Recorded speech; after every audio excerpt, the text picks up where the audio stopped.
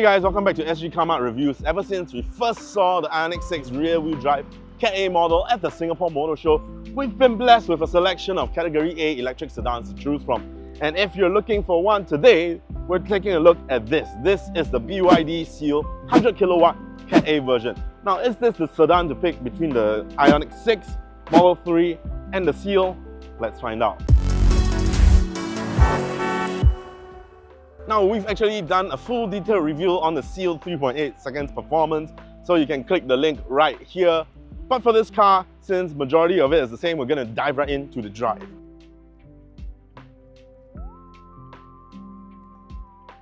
So driving the 100 kilowatt Cat A Seal, what does it feel like? Well, it feels familiar, it feels sublime.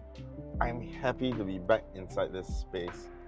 If you think back, especially now that all three of the Cat A electric sedans in that segment are out, it feels good to be back inside this Seal. Now keep in mind, this is the dynamic trim, so you're going to be losing out certain things that we've seen from the performance trim with 3.8 seconds one.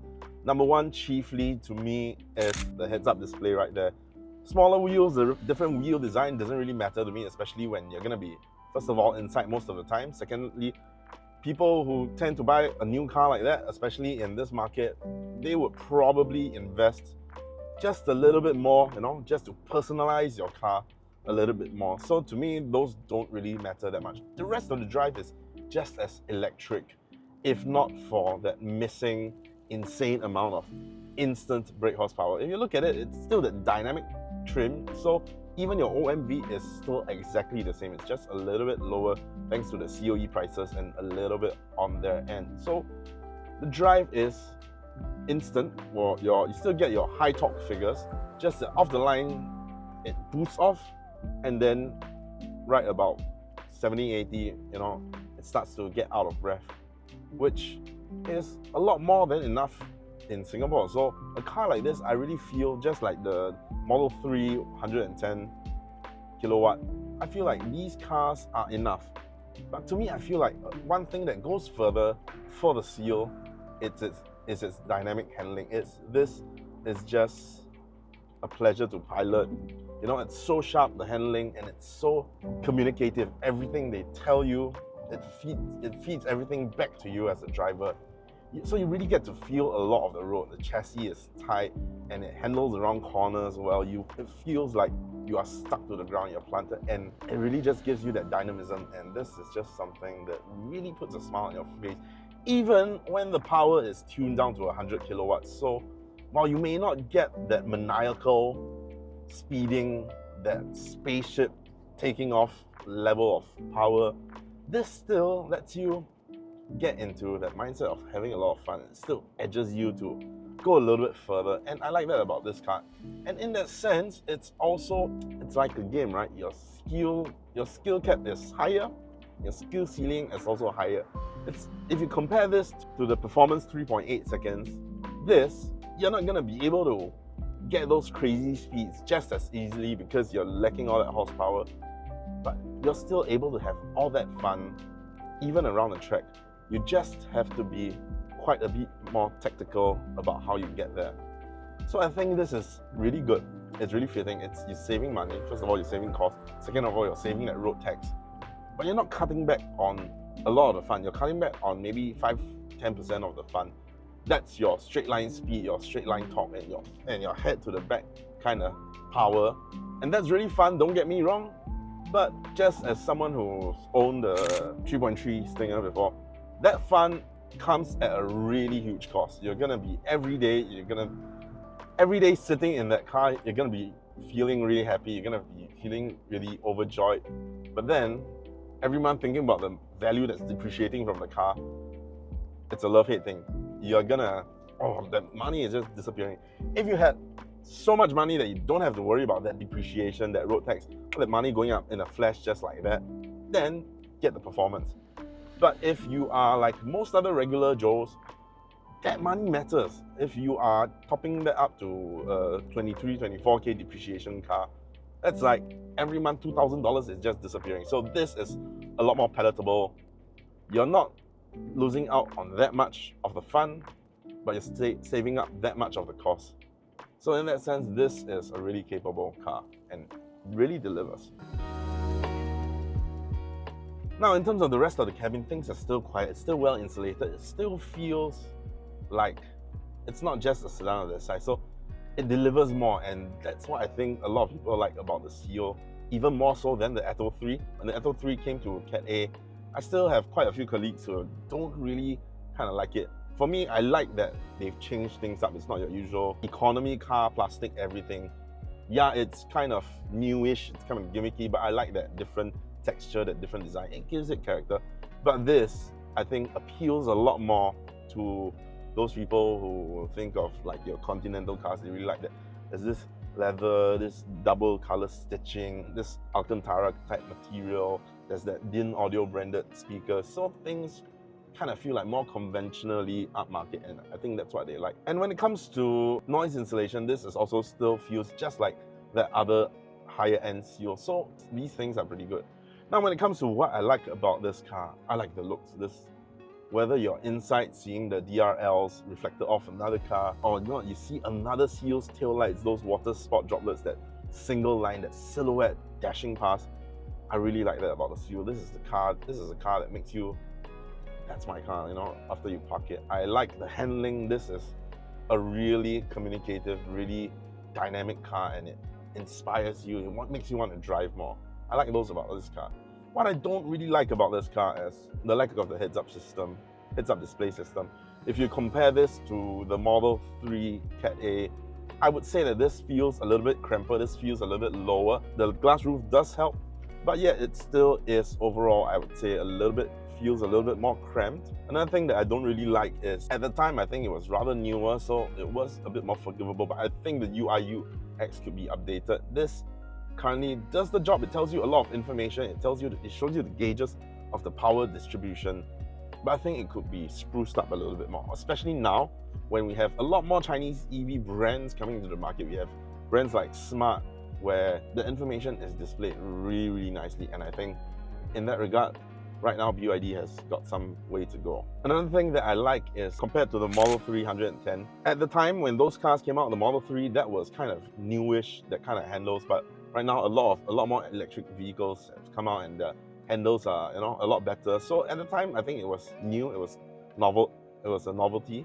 and it was kind of forgivable. But living with that, well, I really couldn't stand that every time you have to press in, because nowadays whenever we get an EV, it's either a regular handle, or like the Lexus, a button actuated handle, or it's a hideaway handle that comes out when you unlock the car, which is what this has. So it's flat, and when you unlock the car, it slides out nicely for you to grab. But for the Model 3, which I would be comparing this to a lot, that kind of press in doesn't kind of feel that good anymore.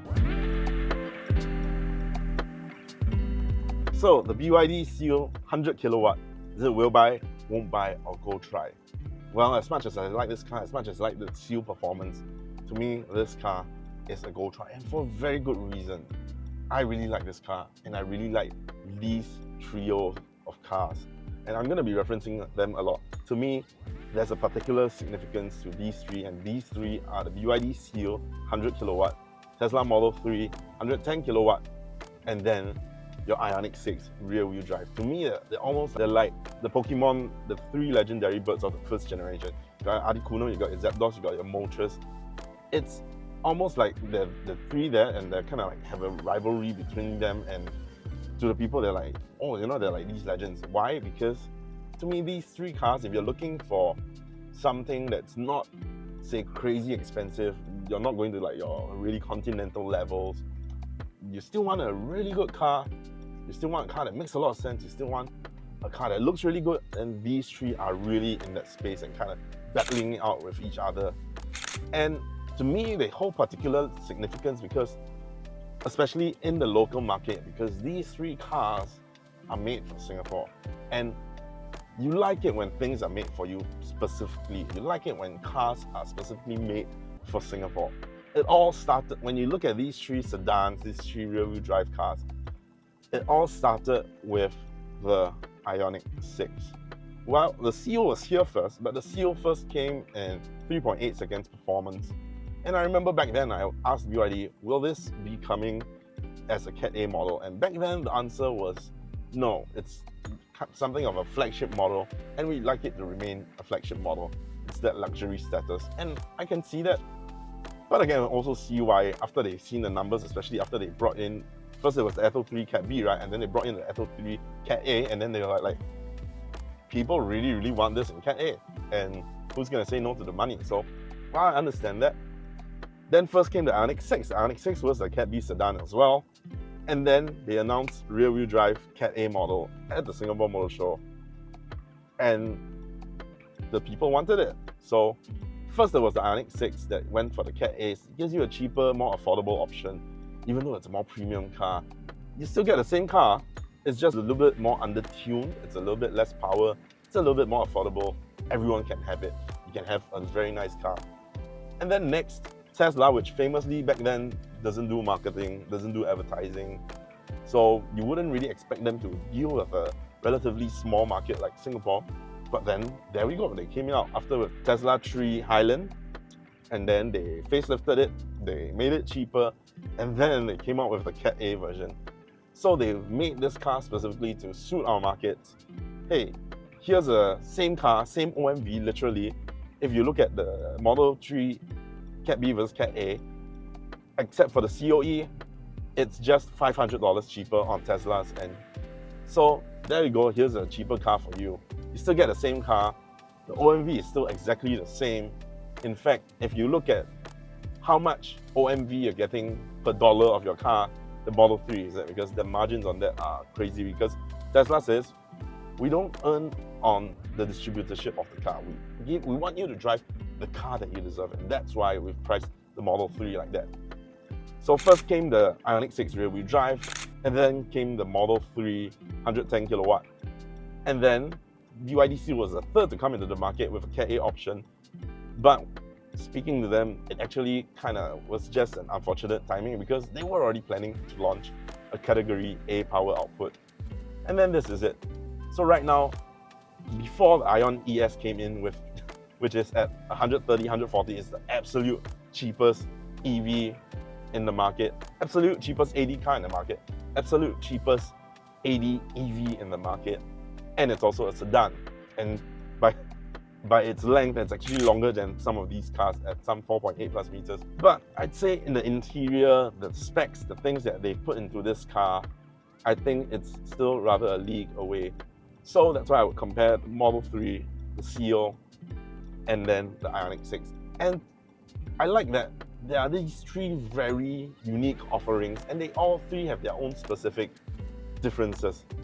So if you have roughly that amount of money, 190,000, and then you're looking, I want a good family size sedan, very comfortable, great drive, reliable battery, good range, plenty of specs, safe driving, lots of stuff in it, cameras, the whole gamut. It's these three. You're looking at these three. And today I'm going to tell you that the Seal, specifically 100 kilowatt Seal, it's going to be a go try. I like the interior, I like the fittings, I love the drive. The drive is fantastic. Space could be better. Too bad the Hun isn't coming, or no news of that yet, so we'll have to put up with this Seal for now. I really like this car. I wouldn't say it's a go buy, it's a will buy. But competition is so tough. It's so neck to neck with these three, and that's fantastic for us consumers, because then they really have to go their best, put the best offer on the table for you to turn you into their customer. And I like this dynamic specifically between the three of them. So that's why, while I love this car, I love especially the drive. I like the reliable range, I like the tech. Not so much the way it's displayed. I like the ventilated seats, the roof, the looks of it. This car for me is a go try. Go try it out. Go try out the trio of these cars and see what you like. And that's what I think of the BYD Seal 100 kilowatt. So that's it. That's our review of this BYD Seal 100 kilowatt. What do you think? Do you agree with us? Do you disagree with us? Let us know down in the comments below. As well as any other car that you'd like to see us try out, any other feature that you think we might have missed out, any other questions that you may have about this car or the trio of cars that I mentioned, do leave it in the comments. I'll read every single one of these and I'll try to get back to every one of you. If you've made it this far, don't forget to like, share, subscribe, hit that bell notification icon so you don't miss any of our future uploads. And lastly, do follow us on TikTok. We are at Sgcarmart. Thanks for watching. See you on the next one. when COE prices are as high as they are.